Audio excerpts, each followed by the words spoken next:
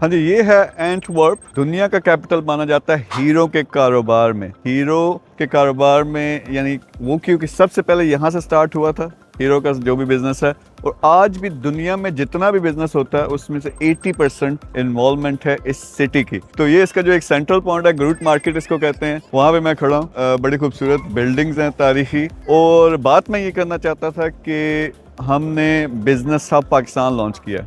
ये क्या है? ये इन्वेस्टर्स और बिजनेसेस के लिए एक कोलैबोरेशन स्पेस है। यानी बिजनेस को क्या चाहिए होता है जब एक लेवल पे पहुंचता है, उसने नेशनल लेवल पे ग्रो करना है, इंटरनेशनल लेवल, सपोर्ट चाहिए होती है, साथ में पैसा चाहिए होता है, इन्वेस्टमेंट चाहिए होती है। दूसरी तरफ इन्वेस्टमेंट जो लोग करना चाहते हैं उनको क्या चाहिए होता है? अच्छे रिटर्न्स हों, अच्छा उनको बिजनेस मिले, उनका पैसा मल्टीप्लाई हो।